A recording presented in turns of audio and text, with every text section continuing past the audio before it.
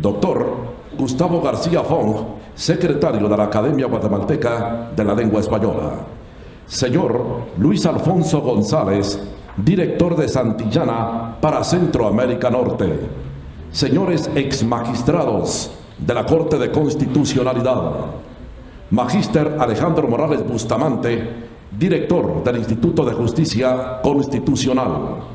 Señoras y señores, Junta Directiva del Instituto de Justicia Constitucional. Señoras y señores decanos de las Facultades de Derecho y Ciencias Jurídicas y Sociales de las diferentes universidades del país. Señoras y señores, representantes de centros e institutos de investigación y unidades académicas institucionales. Señoras y señores directores, jefes de sección, abogados, coordinadores, letrados y personal de la Corte de Constitucionalidad. Señoras y señores, muy buenas tardes.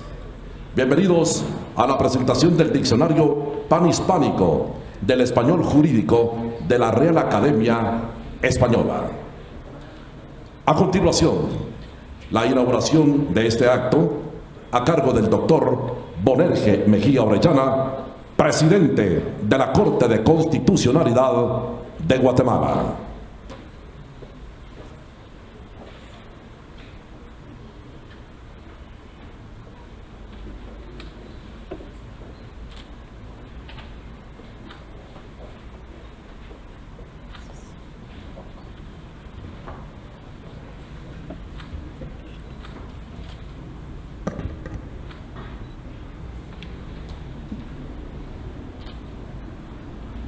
Hago propio los vocativos ya expresados por el maestro de ceremonias.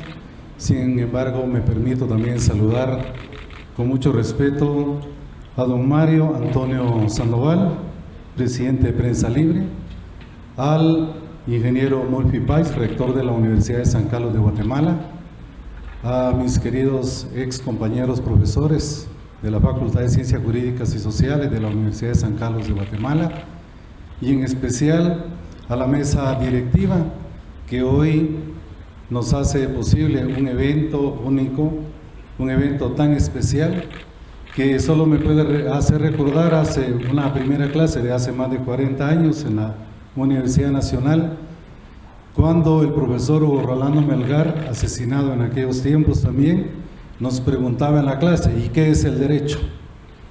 Y cuando nosotros intentábamos de repente al estilo de una obra clásica en aquella época de Eduardo García Maínez, intentábamos decir que el derecho es el conjunto de normas jurídicas y muchas cosas así teóricas, y al profesor no le satisfizo ninguna de las respuestas. Y nos dijo en aquella ocasión, hace ya más de 40 años, que el derecho es orden y lenguaje. Con esa evocación me dirijo a ustedes con mucho respeto. Y la pregunta: ¿qué sería de la práctica y análisis del derecho sin el lenguaje, vehículo vital de la comunicación humana en general y en particular herramienta básica para el funcionamiento de los sistemas jurídicos? Ya lo expresó con sencilla contundencia el filósofo finlandés Aulis Aarnio. Las normas jurídicas se manifiestan a través del lenguaje. Las decisiones de los tribunales que aplican las normas en la práctica son lenguaje.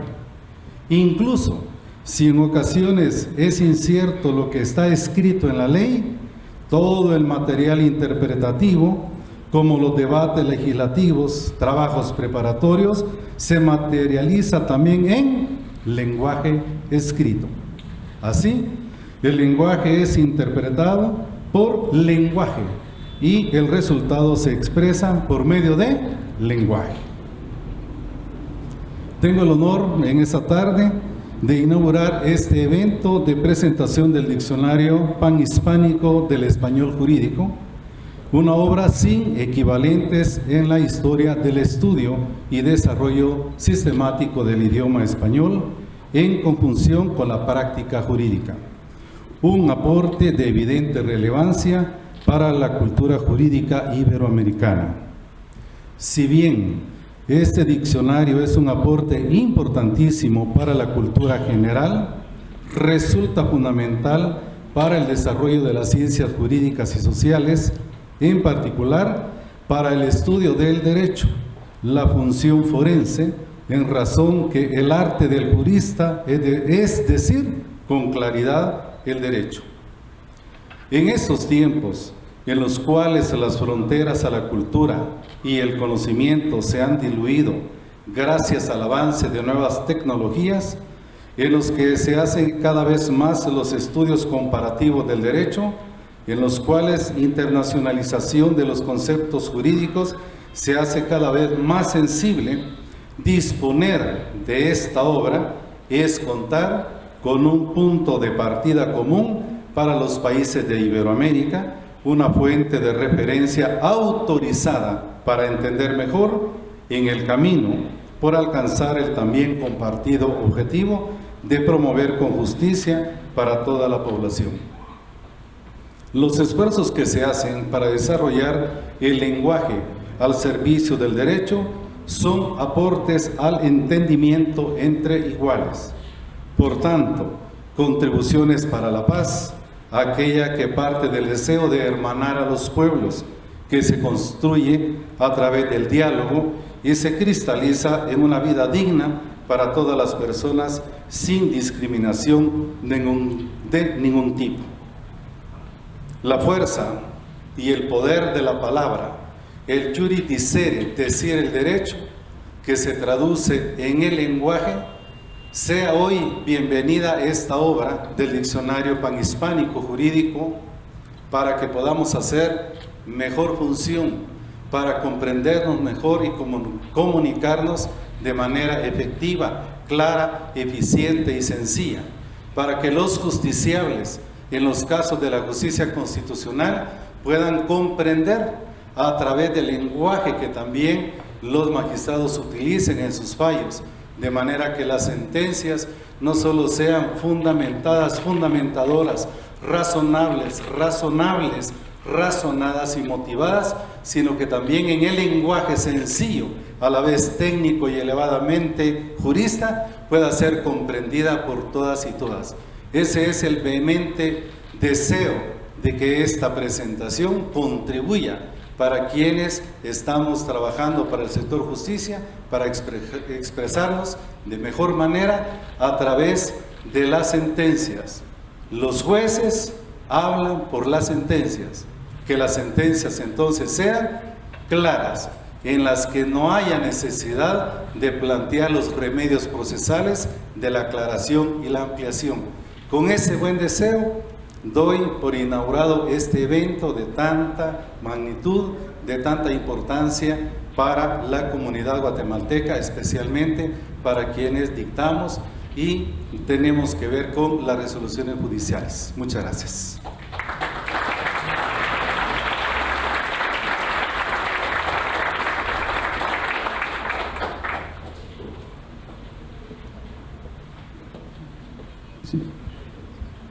Bueno, las palabras del doctor Bonerge Mejía Orellana, presidente de la Corte de Constitucionalidad.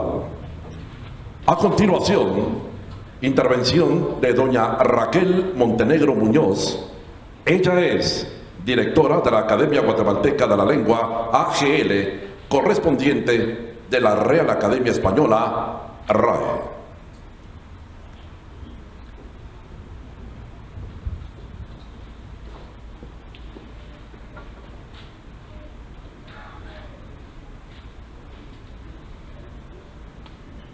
Buenas tardes, hago propios los vocativos ya expresados y presento mi saludo a los miembros de la Academia Guatemalteca de la Lengua que hoy nos acompañan, a estudiantes y docentes de las diversas universidades nacionales y a todo el público que hoy nos honra con su presencia.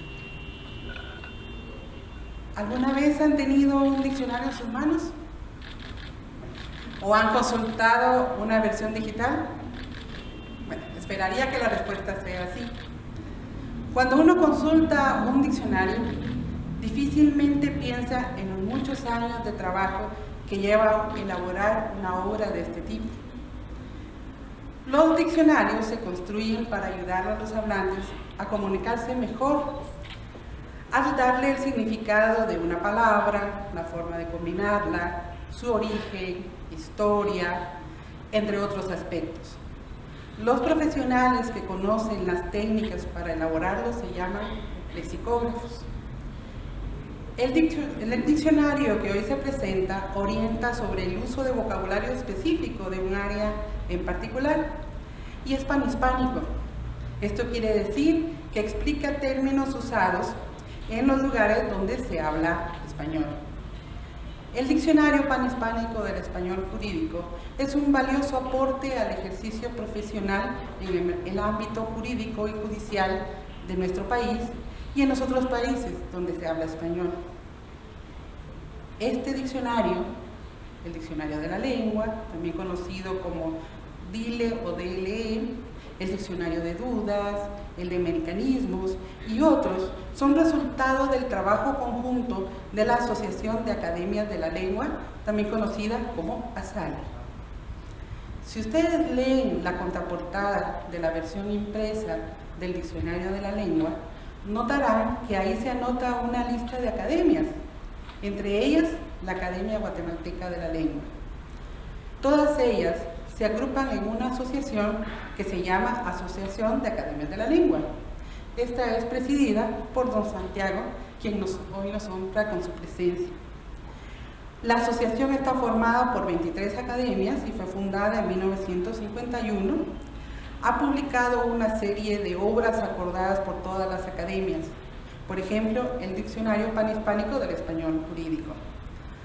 Este contó con el punto de vista de juristas nacionales que tuvieron la oportunidad de revisar los borradores y emitir sugerencias, varios de ellos hoy presentes en esta sala. Otra de las obras publicadas por la SALE son la ortografía, la nueva gramática, por mencionar algunas.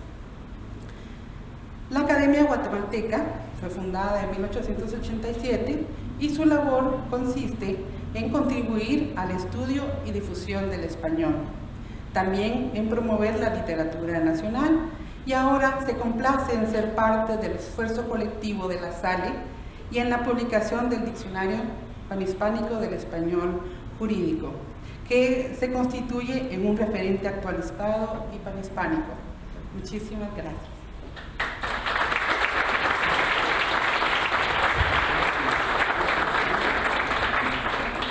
Señoras y señores, a continuación, la intervención de don Gustavo García Fong, secretario de la Academia Guatemalteca de la Lengua y responsable del aporte académico nacional para el Diccionario Panhispánico del Español Jurídico.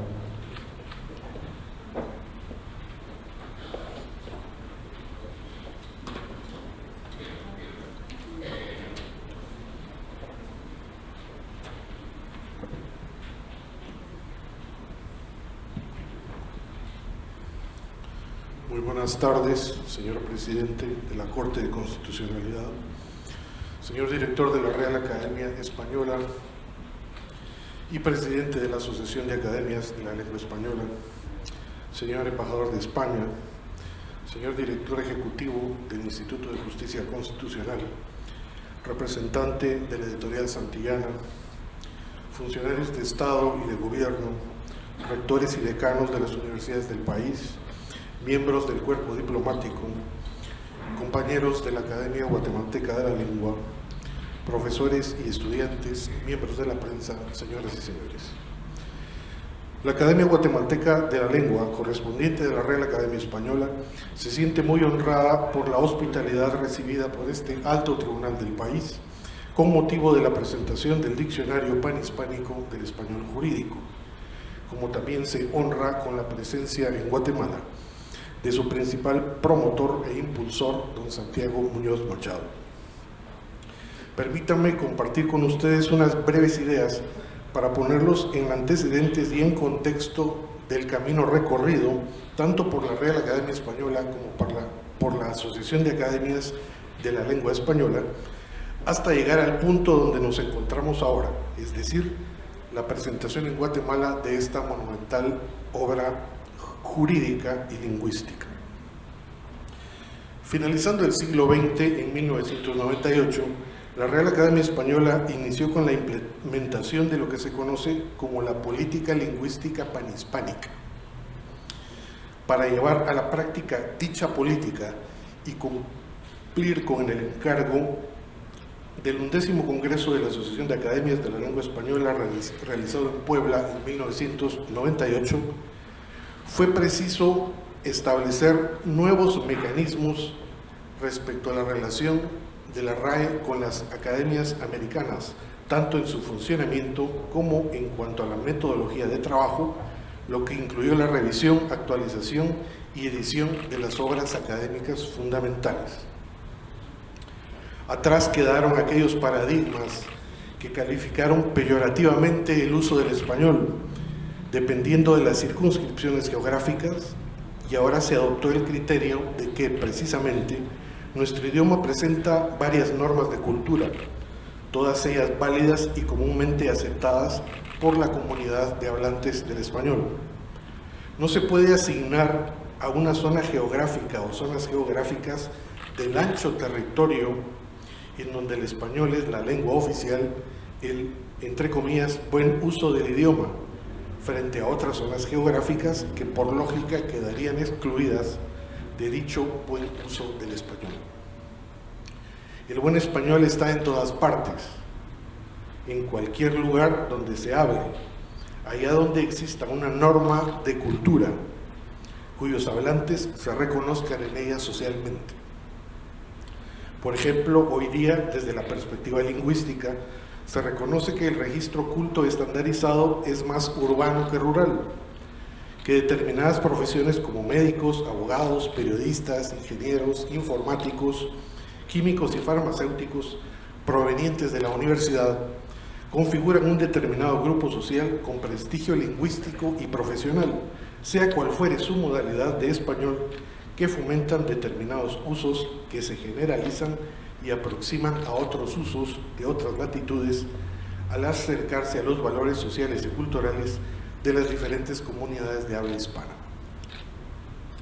Uno de los grandes resultados de la promoción de esta política lingüística panhispánica fue la iniciativa fundamental para el reconocimiento de la autoría conjunta de todas las academias para las nuevas obras, producto del esfuerzo de las academias locales juntamente con la RAE.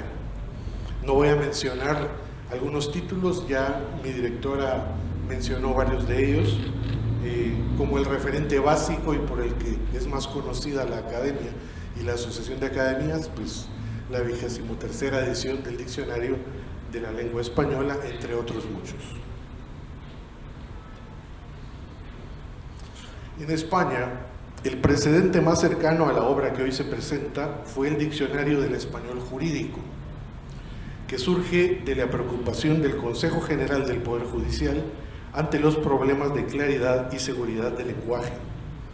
Se elaboró con base en un convenio entre el Consejo General del Poder Judicial y la Real Academia Española y aporta la novedad frente a los tradicionales del género de estar hecho con la misma metodología y criterios lexicográficos con que se elaboran los diccionarios de la lengua. Con ese antecedente, el siguiente paso fue la tarea de elaborar un diccionario panhispánico del español jurídico, al que me referiré de manera general, puesto que quien se encargará de describirlo en todos sus aspectos será su impulsor y coordinador general. Dicha obra, en los actuales contextos de mundialización y globalización, y considerando que los pueblos iberoamericanos contamos con los suficientes elementos para poder entendernos unos con otros, como también con los suficientes matices para poder aprender unos de otros, parte del hecho de que los sistemas jurídicos de los países de habla hispana comparten cada uno con sus peculiaridades las mismas raíces, y no es extraño, por tanto, que los textos que generan los juristas de ambos lados del Atlántico adolezcan de problemas comunes, abuso de fórmulas arcaicas, oscuridad expositiva, formas verbales obsoletas, entre otros.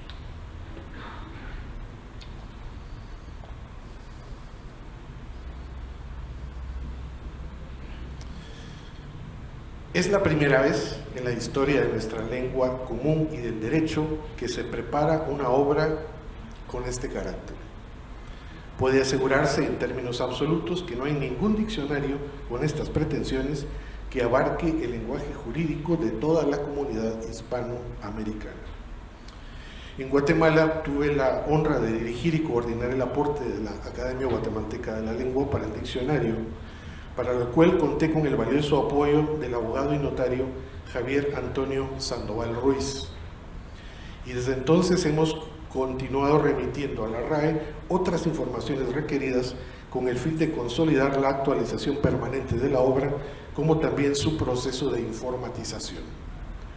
Asimismo, también participaron en el diccionario los juristas guatemaltecos Juan Luis Cano Chávez y Óscar Aníbal Escobar, en su momento letrados de la Corte Suprema de Justicia, Julio César Cordón Aguilar, exdirector del Instituto de Justicia Constitucional, y Juan Carlos Casellas Gálvez, profesor universitario y abogado en ejercicio.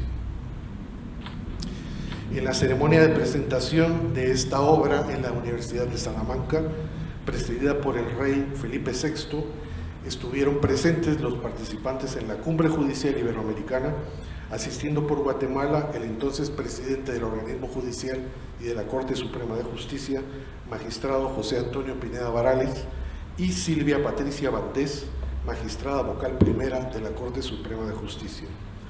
Asistió también el entonces director de la Academia Guatemalteca de la Lengua, el académico y periodista Mario Antonio Sandoval. Como ustedes saben, dado que mayoritariamente el público de esta tarde se integra por juristas, la ley del organismo judicial, decreto número 289 del Congreso de la República, en su artículo 11 reconoce al Diccionario de la Lengua Española, aunque lo llama Diccionario de la Real Academia Española a la antigua usanza, como una importante fuente para entender las palabras de la ley. Cito: las palabras de la ley se entenderán de acuerdo con el Diccionario de la Real Academia Española, en la acepción correspondiente, salvo que el legislador las haya definido expresamente. Si una palabra usada en la ley no aparece definida en el Diccionario de la Real Academia Española, se le dará su acepción usual en el país, lugar o región de que se trate. Las palabras técnicas utilizadas en la ciencia, en la tecnología o en el arte se entenderán en su sentido propio, a menos que aparezca expresamente que se han usado en sentido distinto. Fin de la cita. En el contexto actual nacional, ahora más que nunca ha vuelto a la mesa de discusión la urgente necesidad de considerar reformas legislativas tendentes a procurar una administración de justicia más eficiente. De concretarse tal posibilidad, entre esas reformas estaría no solo actualizar el nombre correcto del diccionario, es decir, de Diccionario de la Real Academia Española al de Diccionario de la Lengua Española, y además de incluir como referentes insoslayables de consulta a los diccionarios tanto del español jurídico como al panhispánico del español jurídico. Ojalá y el Congreso de la Nación, a través de las comisiones respectivas, tenga en cuenta y valore en su justa dimensión estas importantes obras académicas y la función que pueden desempeñar para una correcta interpretación del derecho y con ello contribuir con el derecho de acceso a la justicia de todos los ciudadanos. Traté de dar una mirada en el público por si lograba ubicar a algún representante del Congreso y esperaba que se llevara clavada esta espinita en cuanto a la sugerencia y valoración del diccionario que hoy presentamos, pero lamentablemente no veo a ninguno.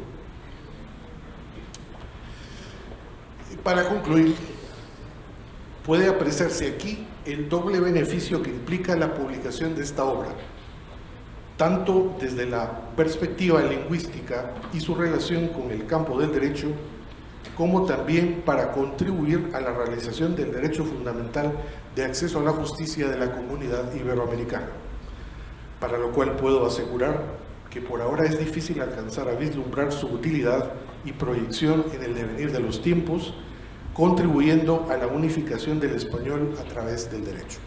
Muchas gracias.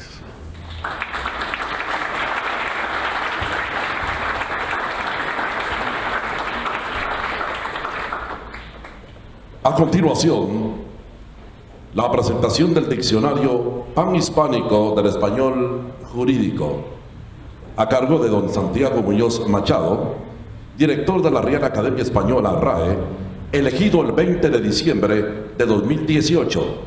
Tomó posesión de su cargo en el Pleno el 10 de enero de 2019.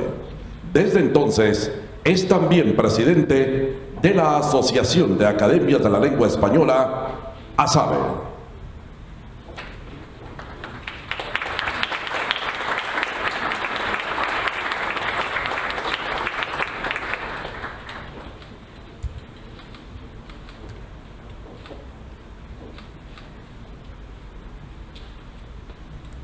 Muy buenas tardes. Hago míos todos los vocativos que hemos escuchado. No tengo manera de extenderlos más como ha hecho el presidente de la Corte. Les saludo a todos con mucho afecto y les agradezco la organización de este acto en el que vamos a presentar el Diccionario Panhispánico del Español Jurídico. He venido de viaje a Centroamérica y el Caribe para visitar las academias de la lengua, conocer con más intensidad a sus gentes y sus necesidades, y también para ver el estado de nuestras obras comunes. Tenemos muchos trabajos en el telar. El más importante de todos quizás sea la nueva edición, la 24ª edición del Diccionario de la Lengua Española, pero junto a ellos otro puñado de proyectos de mucho interés, entre los cuales quizá el que me concierne más directamente es el Diccionario Panhispánico del Español Jurídico, y por eso lo he elegido entre todos, además de para aprovechar esta circunstancia tan grata de la estancia en la Corte para hacer una presentación específica de esta obra. Tomo una palabra introductoria de la directora Raquel Montenegro sobre si han leído ustedes alguna vez, han abierto un diccionario. Seguro que lo han hecho todos, pero quizá no se hayan preguntado nunca cómo se hace un diccionario, sobre todo si es el primer diccionario de su especie. Esta es una cuestión que hemos resuelto, damos por resuelta, normalmente contestando: un diccionario se hace copiando otro. Porque claro, siempre ha habido un diccionario anterior, salvo algunas épocas en la historia en la que no ha existido un diccionario previo.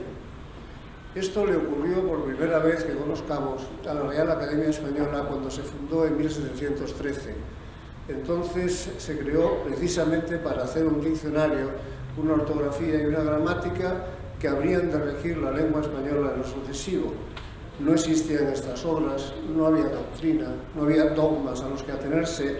Cada escritor usaba la palabra como le parecía, sentaba o no tildes, usaba los vocablos escritos de diferente manera.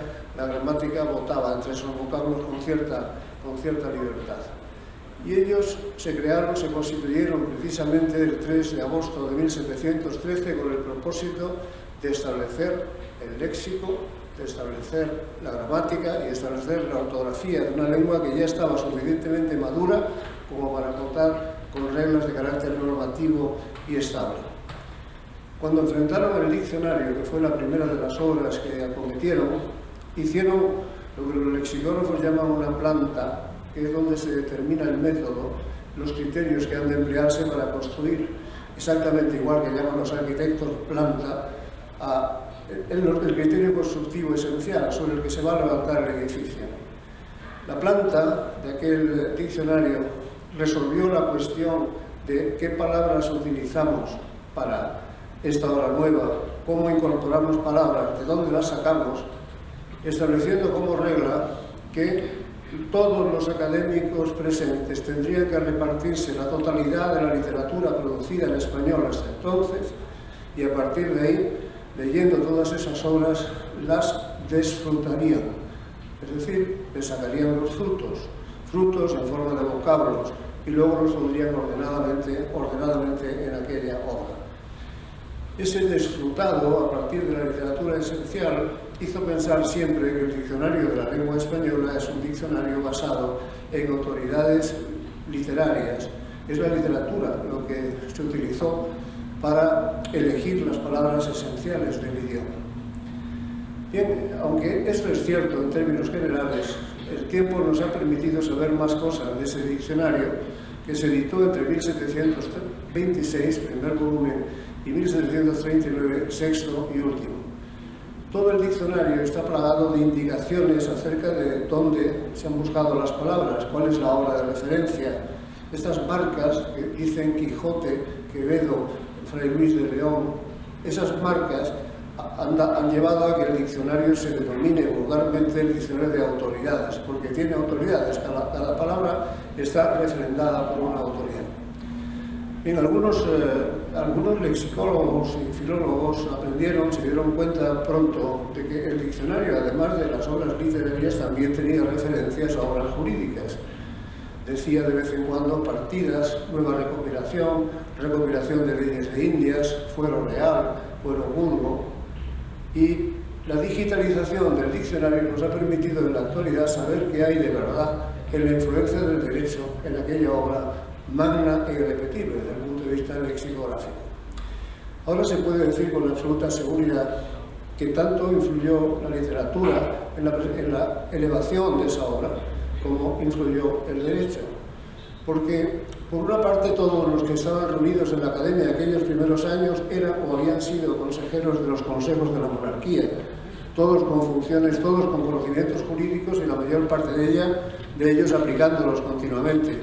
Raro sería que no hubieran tenido en cuenta realmente los materiales que ellos manejaban a diario. Y en fin, hay muestras más que significativas de la influencia de esta clase de obras. Hay citas muy abundantes de las leyes de partidas, del fuero juzgo, que es el primero de las leyes generales de la monarquía española, que van apartando los fueros locales, muchas pequeñas normas municipales que también aparecen citadas, y otras que no tienen tanta importancia ni tanta significación como la nueva recopilación de leyes de Indias, pero que fueron graneros de palabras muy sustanciosos para extraerlas y llevarlas al diccionario. Les digo una, por ejemplo, que es realmente muy ilustrativo y muy capital. Una ordenanza de tasas de 1680. ¿Saben qué es una ordenanza de tasas y cuál es su estructura? Es un documento que relaciona materiales, objetos, en una fila y en otra línea marca los precios que ha de cobrarse por las transacciones. Pero bien, la ordenanza de tasas de 1680 está citada en términos relativos, está usada en términos relativos en el diccionario de autoridades casi tantas veces como el Quijote. El texto del Quijote que usaron los académicos a partir de 1713 fue una edición de Madrid que tenía 760 páginas.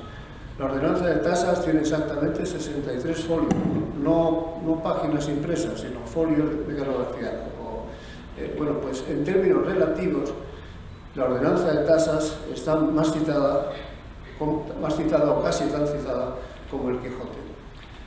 Otras obras jurídicas importantes, como la nueva recopilación, que es un texto de Felipe II de 1568, aparece citada 1537 veces. Solo le gana Quevedo, Fray Luis y quizá Fray Luis de Granada también. En cuarto lugar en orden de preferencias. Bien, quiero decirles con esto que ni la Academia ni las obras principales de la Academia han estado nunca separadas del derecho. Se han hermanado de modo natural, se han apoyado en términos relativos. Pero la Academia nunca se atrevió a hacer un diccionario específicamente de derecho.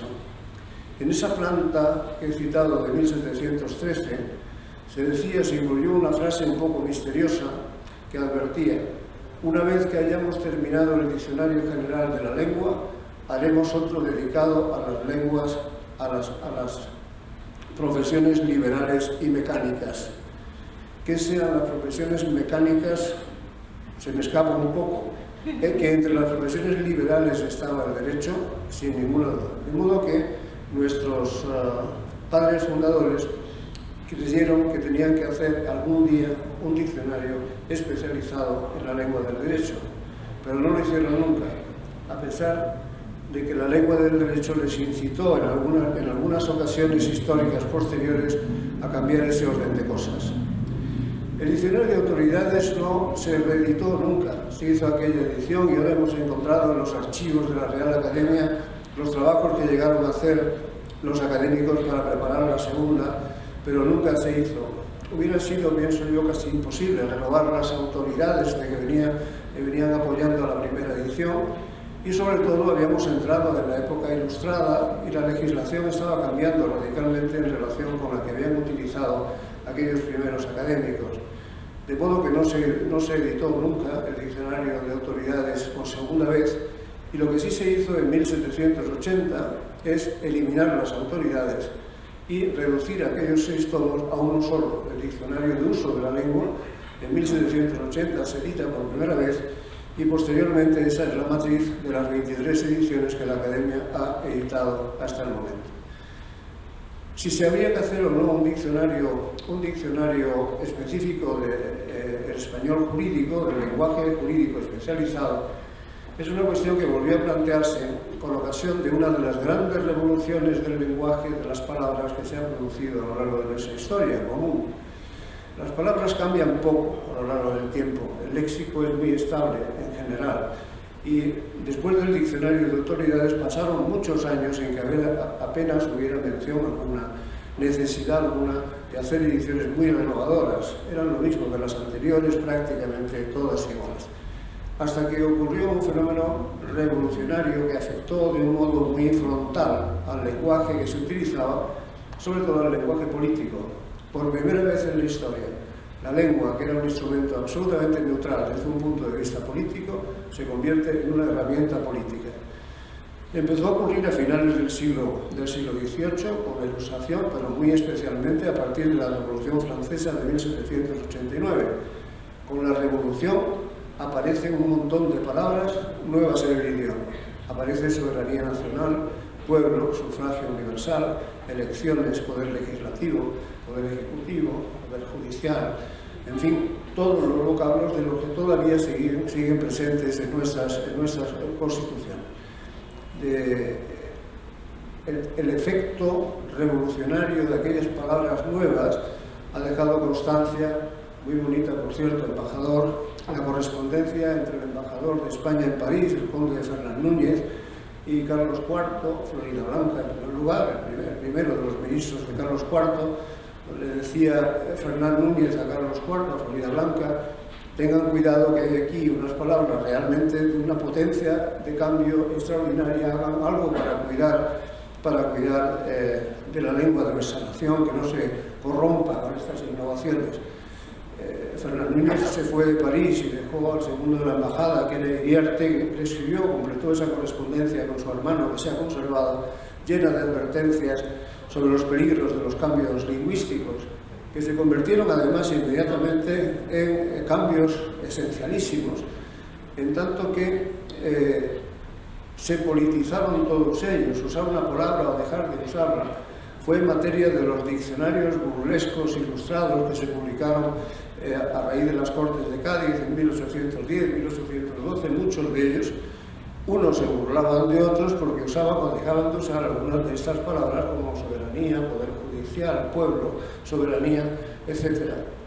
Hay uno, quizá el más completo, que hizo los jesuitas expulsos, que vivía en Venecia, Turing, que hizo un diccionario filosófico sobre las palabras nuevas que tienen que saber aquellos que quieren manejarse bien en la política, y que tuvo un gran éxito editorial. A pesar de lo que significaba esa revolución, que motivó que en Francia sí la Académie Française cambió su diccionario para hacer una edición nueva que traía todas las palabras, el de la lengua española no cambió en los años sucesivos.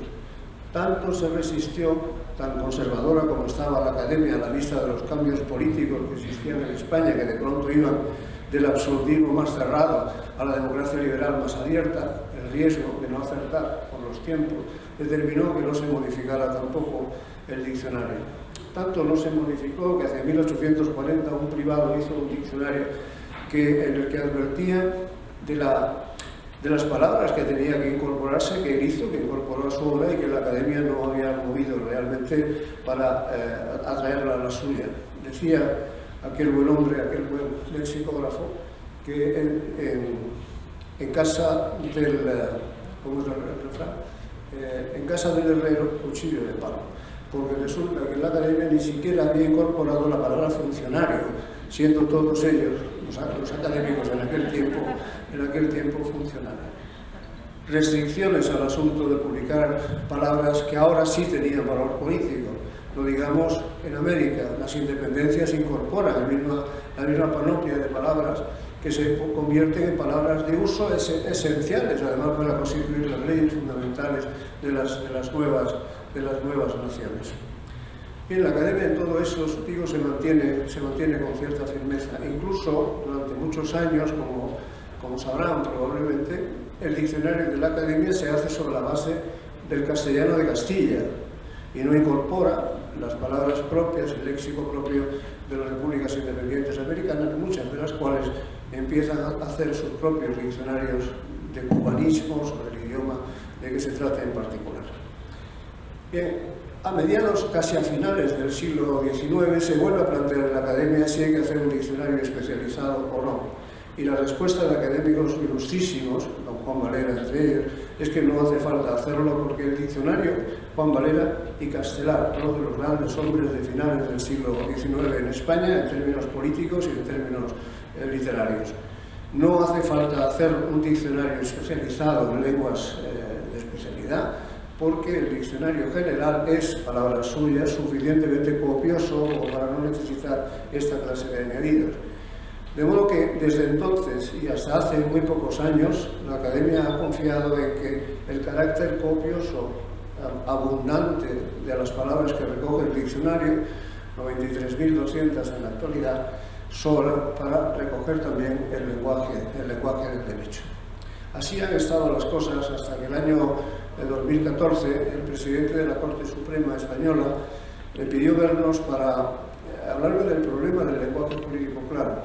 El lenguaje jurídico claro es un problema generalizado y también una aspiración, un problema a resolver por todas las cortes de nuestros países.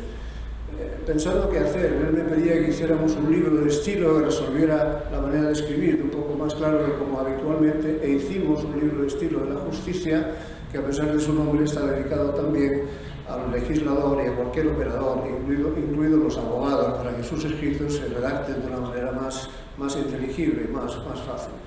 Pero yo le dije que realmente para que se utilizara correctamente la lengua, lo primero que hay que hacer es conocer bien lo que las palabras significan.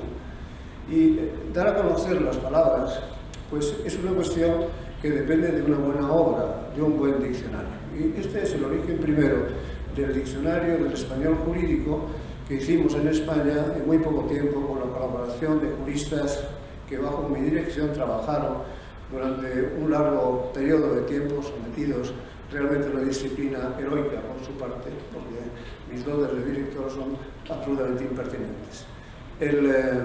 Esa obra se terminó y se presentó en España. El problema no era de España solo, sino que era común de todos los países hispanoamericanos y de sus cortes supremas, de modo que la Cumbre Judicial Iberoamericana quiso hacer extensivo ese diccionario a la totalidad del panorama de la lengua española jurídica en toda América. Y nos pusimos a trabajar en el diccionario panhispánico del español jurídico, cuya versión escrita que tienen encima de la mesa presidencial en 2 volúmenes se terminó de editar en 2017, creo que ha sido la fecha exacta, y presentamos en Salamanca en un acto muy solemne con presencia del rey de España. Bien, hasta ahí habíamos llegado, la ayuda de Santillana ha sido fundamental, lo hemos hecho en un tiempo récord gracias a la ayuda de 450 juristas de ambas partes del Atlántico. Se han citado los que han colaborado por Guatemala, pero en todos los países hay colaboradores muy empeñados que se han sometido a una disciplina realmente heroica por su parte y hemos puesto y editado este diccionario. Realmente un diccionario es una obra que no se acaba nunca, de modo que no hemos dado por hecho que hemos terminado la nuestra. En la Academia Española digo yo a mis colegas que el de la lengua lleva 300 años rehaciéndose, de modo que me deben dejar a mí otros 300 para terminar de un modo correcto. Pero mientras no, estamos trabajando ahora en la edición digital del diccionario que esperamos presentar pronto. Y de lo que se trata en este acto es que les muestre cómo va a funcionar la versión digital.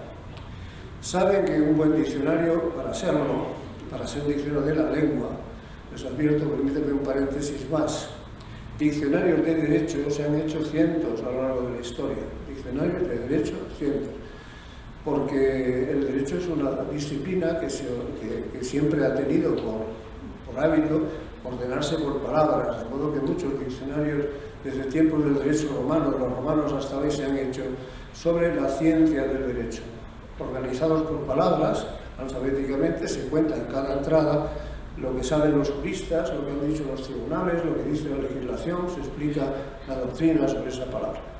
Lo que no se había hecho es un diccionario de la lengua del derecho, y este es el nuestro. Un diccionario de la lengua del derecho que, de acuerdo con la mejor lexicografía, contenga definiciones breves y sustanciosas, con mucho contenido, de cada una de las palabras que define.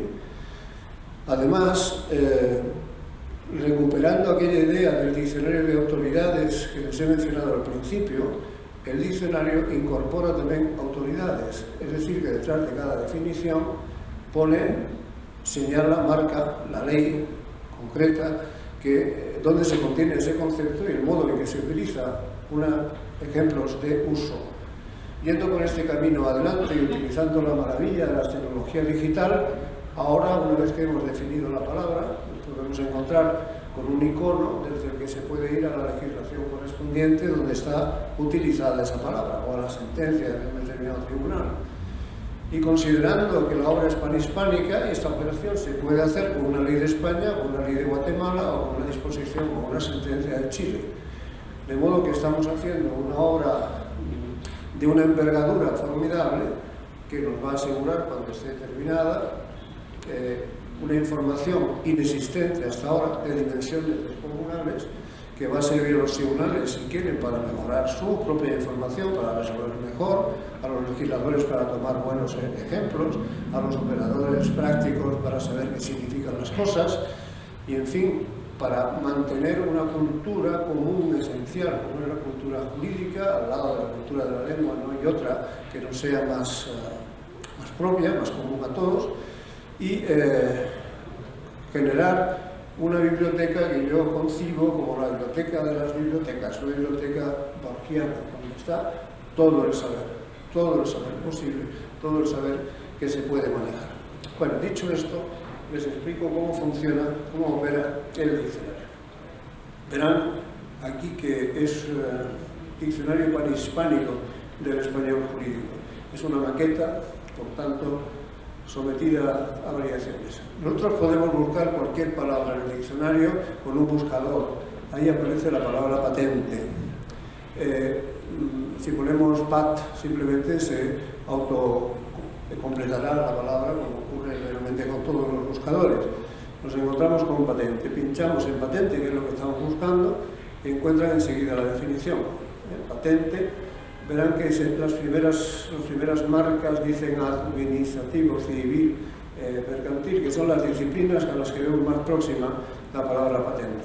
Dice luego documento en que se reconoce a alguien una invención y los derechos derivados de la misma. Una definición muy simple, pero llena de contenido, como se ve.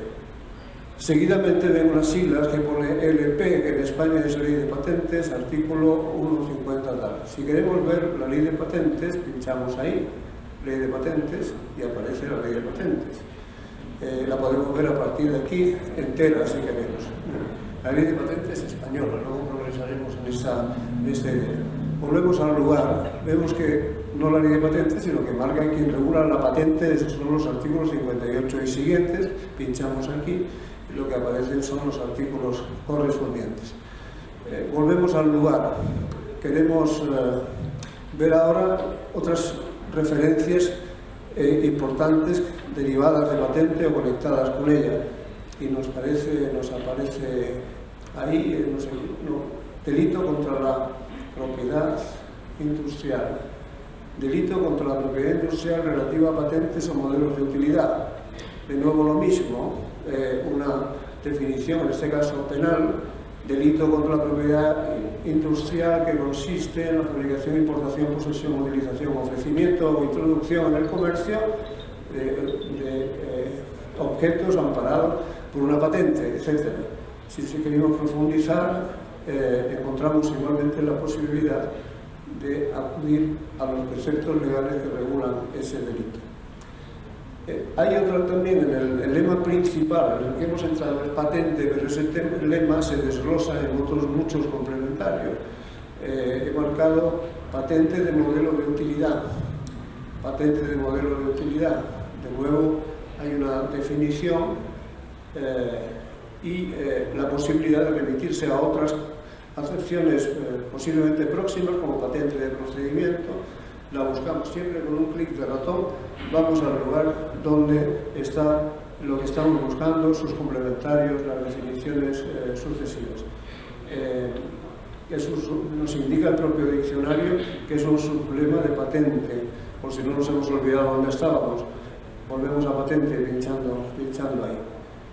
Otra posibilidad, otra palabra y otras posibilidades de búsqueda. Estamos en responsabilidad, hemos buscado responsabilidad parental.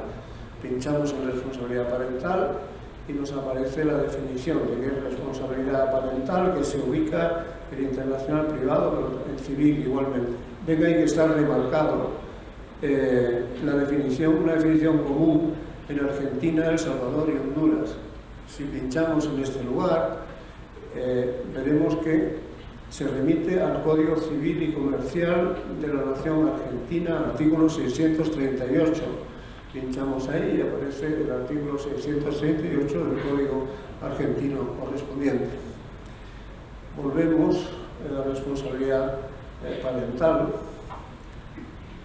Vemos un concepto complementario, bien complementario, que es patria potestad. Si queremos ver cómo está esta definición, pues de patria potestad nos remite a una definición, que es una definición convencional en el Código Civil: potestad ejercida por los padres en beneficio de sus hijos no emancipados, etcétera, etcétera. Y en los ejemplos pone Código Civil español, es el español ahí, artículo 154, y se reproduce no el Código Civil, sino una sentencia del Tribunal Supremo, y al final la marca entre paréntesis, de la Sala Primera, de tal fecha que ha hecho una definición de patria potestad que se puede utilizar de modo ejemplarizante. Ven que detrás del Código Civil 154 aparece, para verlo, lo marcamos, nos aparece inmediatamente. Después de esa marca hay otra que es una bolita del mundo. Si pinchamos ahí, el diccionario nos ofrece los códigos civiles de toda el área hispanoamericana para que acudamos al que nos parezca que queremos buscar. Si el que queremos buscar es Costa Rica, pues veremos que ese Código Civil, la última versión es del año 87, si pinchamos ahí aparece el Código Civil de Costa Rica de ese año. Patria potestad de nuevo.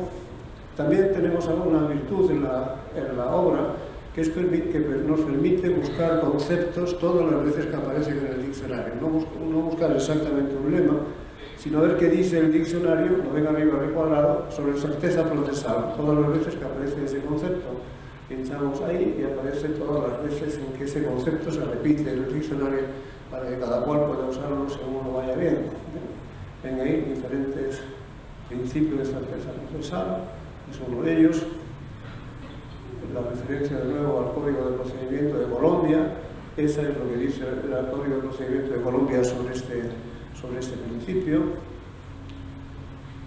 En fin, otros conceptos semejantes, pues voto razonado, ingreso, egreso, pagado, son palabras específicas de algunos países del área latinoamericana, porque en España egreso es una palabra que no se utiliza en ninguna de las variantes, en ninguna de las acepciones americanas, pero están ahí los conceptos propios. Pero lo importante, el vocabulario propio de cualquier país, sea o no de carácter general.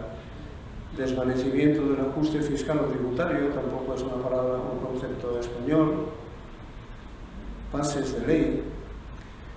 En fin, hay muchas palabras como regidor que se usan en algunos países americanos, no en España, que ya es alcalde con carácter general, el regidor.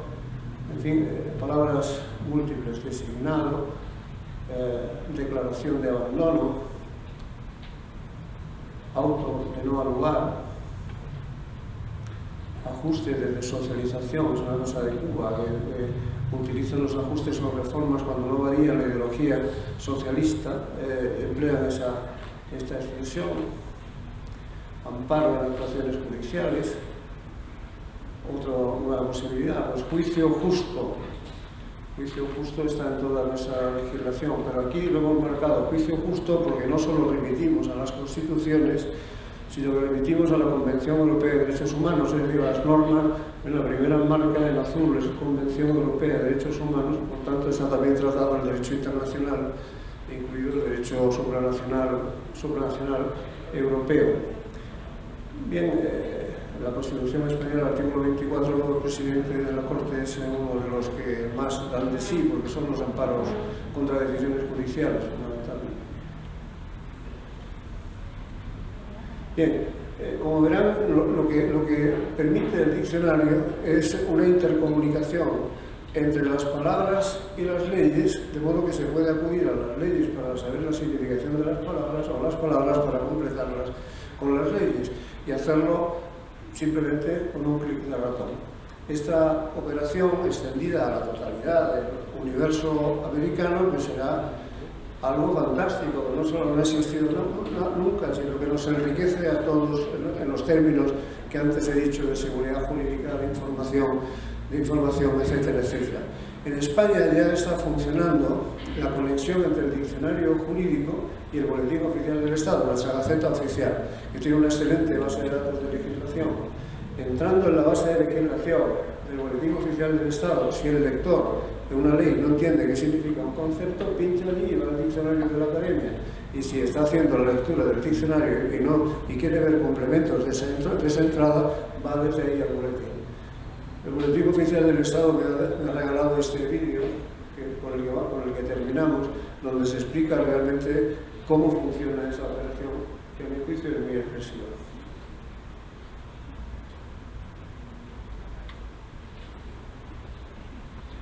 Nunca ha funcionado, ¿eh? O sea,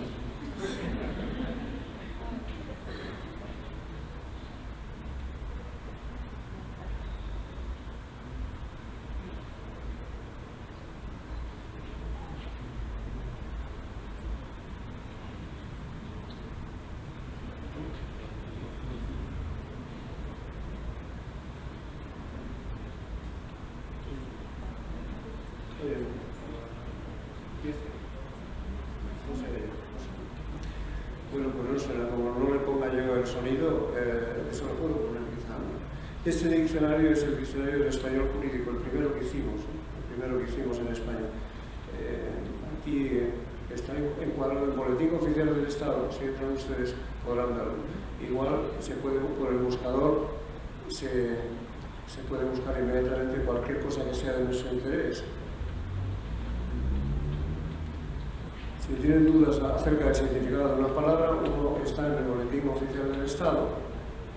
Este es el texto consolidado de una ley que regula los arrendamientos urbanos. Si se consulta, esta es la ley de arrendamientos urbanos, cuando tenemos la duda de una palabra que aparezca en esta ley, aparecerá ahí una oferta de cómo las definiciones parecidas que hay de arrendamientos urbanos en nuestro diccionario. Pinchando lo que buscamos, aparece inmediatamente, sin tener que salir de la pantalla, la definición de arrendamiento en el boletín. Aparece inmediatamente el diccionario con esa oferta de palabras relativas a arrendamiento en las que se puede buscar.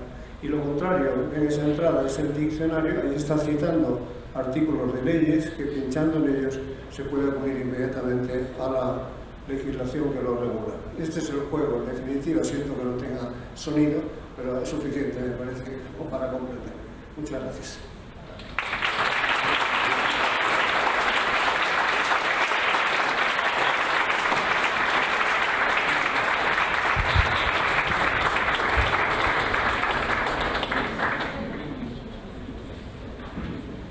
Muchas gracias. Relacionada a la base de datos de legislación consolidada.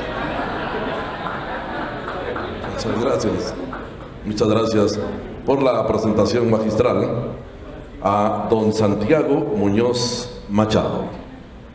A continuación, entrega simbólica del Diccionario Panhispánico del Español Jurídico a don Bonerge Mejía Orellana.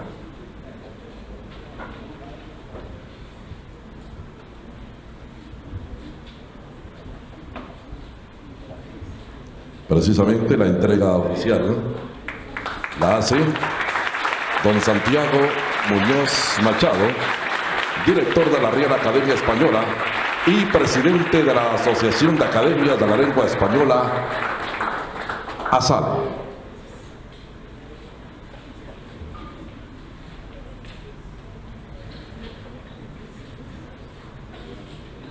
El saludo oficial y también la fotografía oficial.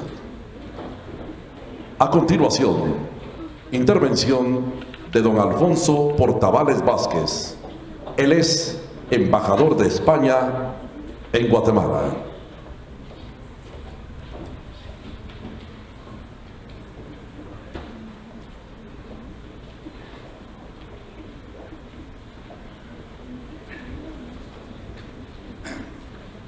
Muchas gracias. Buenas tardes. Usando la fórmula guatemalteca clásica, hago míos y propios los vocativos ya expresados. Creo que es una fórmula muy conveniente y muy necesaria. Me toca hablar y es un honor, y lo voy a hacer con mucho gusto, pero creo que está todo dicho. Las intervenciones precedentes han sido extraordinarias, de modo muy particular la del doctor Muñoz Machado. Creo que solamente me cabe decir que nos felicitamos como personas que hablamos una lengua extraordinaria por este extraordinario logro. Creo que no es algo que tengamos todos los días. Es una maravilla, una obra ciclópea, algo de lo que sentirse muy orgullosos. Y eso es lo que tenemos que hacer. Creo que vale la pena la presentación que se ha hecho hoy, poner a disposición de una comunidad de 580 millones de hablantes de nuestra lengua una obra de esta categoría.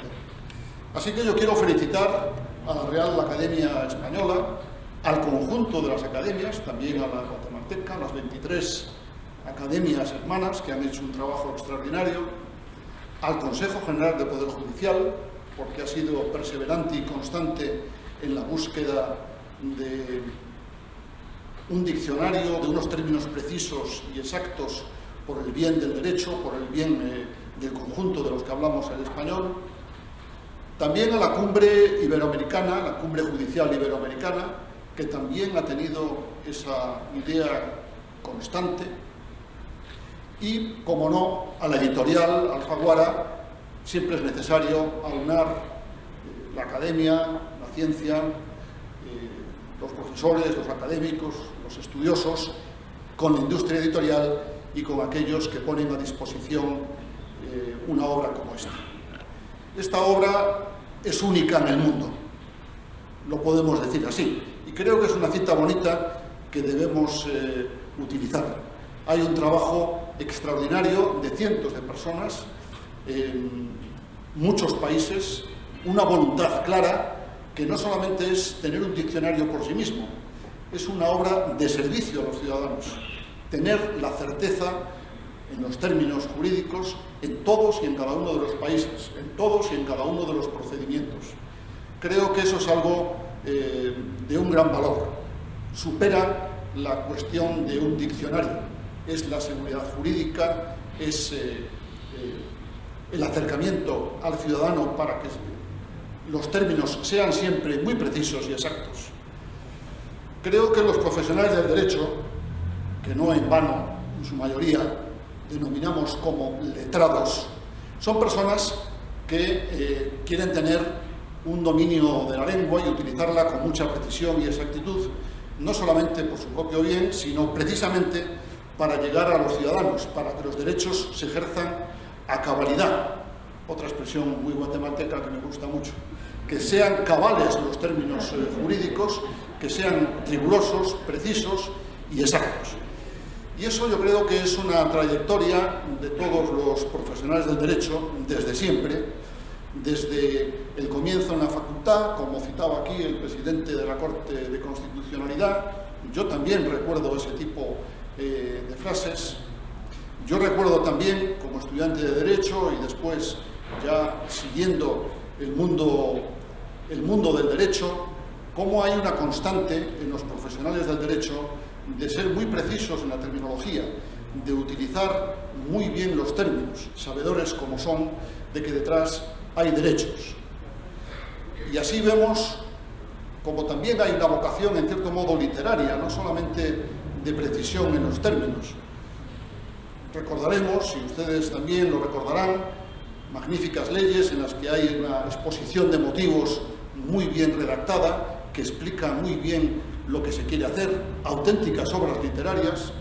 Yo estoy pensando en alguna extraordinaria en España, como la exposición de motivos del Código Civil. Hay sentencias extraordinariamente bien redactadas. Esta obra va a ayudar a que sean mejor redactadas todavía.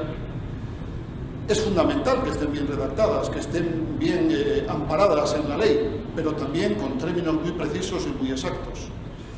Yo también recuerdo en sentencias maravillosas, también en mi país, permítanme que lo cite, cómo esperábamos ansiosos algunas sentencias de alcance para la convivencia nacional y cómo veíamos no solamente una densidad y un rigor en los términos jurídicos, sino también cierto explayamiento después en lo que se denomina otros síes, otro sí digo, y ahí veíamos cómo el órgano jurisdiccional aprovechaba también para explayarse en términos incluso literarios. Yo creo que se equilibran bien el rigor jurídico con el deseo de tener un estilo literario, de tener una proximidad al ciudadano, de no quedarse en fórmulas alambicadas extremadamente académicas, sino compaginar ambas cosas.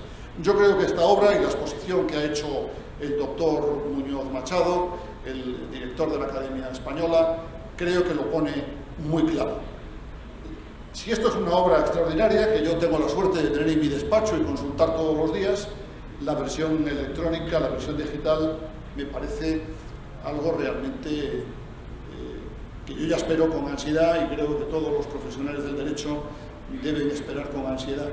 Todos los países, todas las leyes, todas las normas, muy bien sistematizadas, muy bien organizadas. Repito, creo que es una gran satisfacción pertenecer a esta gran comunidad de personas que hablamos la lengua española, que la cuidamos, que la respetamos, porque queremos que todo el mundo sepa con claridad a qué atenerse cuando se dice algo y sobre todo en el mundo del derecho. Este esfuerzo constante porque las cosas sean claras, las leyes sean claras, las sentencias se comprendan, creo que es algo muy meritorio. Yo felicito a esta Corte de Constitucionalidad por esta iniciativa, a la Real Academia Española, a la Academia Guatemalteca y a todas las academias hermanas y a todos los que han hecho posible esta obra extraordinaria. Les felicito de todo corazón y lo agradezco cada vez que tomo en mis manos uno de los tomos de este diccionario absolutamente espectacular. Así que nos podemos felicitar, estar contentos y decir que el día de hoy ha sido y sigue siendo un día muy hermoso y muy positivo para la lengua española y para el derecho que en todos nuestros países se hace en lengua española.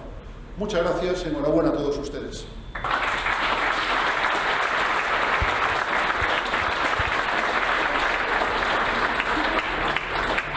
Enseguida escucharemos las palabras del maestro don Alejandro Morales Bustamante, director ejecutivo del Instituto de Justicia Constitucional, adscrito a la Corte de Constitucionalidad de Guatemala.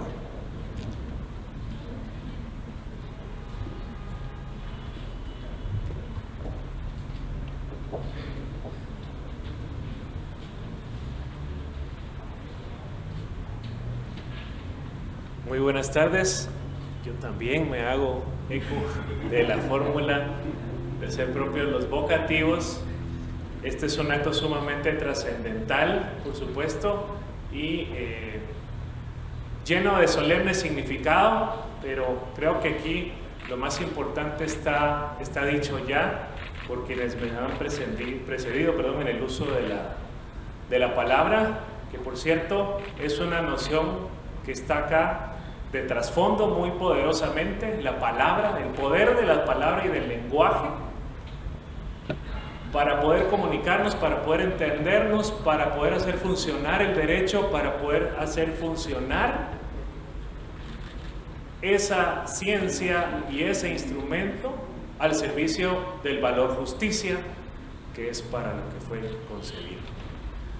Así que es un momento muy grato, es una ocasión muy grata que esta Corte de Constitucionalidad y el Instituto de Justicia Constitucional hayan tenido el ilustre honor de abrir esta Casa de la Justicia Constitucional para este acto, para esta presentación de esta enorme contribución, como ya se decía antes, no solo a un mejor uso del lenguaje, el lenguaje jurídico, sino esperamos también a un derecho que se aplique con un mayor grado de certeza y un mayor grado de entendimiento. Así que no me resta más que felicitar a quienes han contribuido a lo largo y ancho de las diversas latitudes del mundo que estamos hermanadas por el uso de este idioma, por este esfuerzo, por esta contribución, que como ya bien lo mencionaba el doctor Muñoz, es por antonomasia una obra en permanente construcción, pero este es un paso enorme y es de reconocerlo, es de agradecerlo y de valorarlo. Así que muchísimas gracias y pues que todos y todas podamos acceder a este material que en su versión en línea es definitivamente cautivador. Va a ser una obra que sin duda va a ser una referencia básica en el estudio del derecho en la cultura jurídica iberoamericana a partir de ahora, y que pues todos y todas podamos disfrutar de esta obra. Muchas gracias, muy feliz tarde.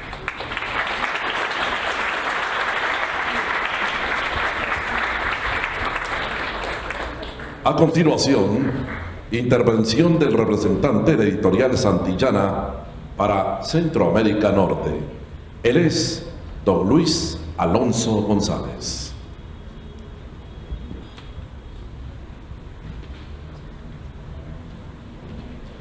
Muy buenas tardes. Como podrán comprender, yo también quiero hacer eco de los vocativos ya expresados y reiterar el agradecimiento a todas las personas, a todo el público que ha aceptado la invitación a venir y compartir esta grandiosa presentación de este diccionario. Para Santillana es un gusto poder estar aquí, y lo primero que quisiera hacer es expresar el agradecimiento a la Real Academia de la Lengua por permitirnos ser parte de esta presentación y hacer eco de esa relación que ha tenido Santillana con la Real Academia desde hace mucho tiempo, y también con las academias locales en cada uno de los países donde Santillana está presente. Producto de esa relación, de esa interacción en colaboración, nos ha unido desde el pasado la publicación de varias obras, algunas ya mencionadas acá, como la publicación del Diccionario Panhispánico de Dudas, del Diccionario de Americanismos, del Diccionario Práctico del Estudiante, y también la edición conmemorativa de varias obras, de grandes autores, como por ejemplo 100 años de soledad, de Gabriel García Márquez, La región más transparente, de Carlos Fuentes, La ciudad de los perros, de Mario Vargas Llosa. Ediciones conmemorativas que nos unieron en colaboración y nos dieron una gran satisfacción en años anteriores. Y hoy nos une la publicación de este diccionario y además una edición de Don Quijote de la Mancha, cuya adaptación y prólogo corrió a cargo del académico y reconocidísimo escritor Arturo Pérez Reverte. Quisiera mencionar pues la labor que tiene Santillana o ha tenido en esta colaboración, y es el trabajo de edición, que no es nada menor ante esta monumental obra que es este diccionario, el trabajo de distribución, el trabajo de comercialización, y por supuesto la promoción de las obras que publicamos conjuntamente. Particularmente quisiera adicionar a lo ya expresado por don Santiago la dimensión de esta publicación, de este diccionario que ha sido o ha finalizado en 2 volúmenes, conteniendo 2.220 páginas y reuniendo más de 40.000 entradas. Esto apenas es una pequeña referencia de la dimensión del trabajo realizado en estos años. Se trata, como ya dijimos, de la primera obra de su ámbito en recoger las variedades americanas y su jurisprudencia. Desde Santillana hemos distribuido ya la obra en más de 15 países y seguramente se va a terminar haciendo en los 22 países donde tenemos presencia en España y América. Sin extenderme mucho más, quisiera agradecer nuevamente a la RAE el haber optado por Santillana, el haber escogido a Santillana como la editorial óptima para el trabajo realizado en esta publicación, y también invitarles a todos a acercarse al diccionario que estará exhibido acá en el lobby afuera, a que lo conozcan y puedan tener una relación directamente con él. Muchas gracias a todos.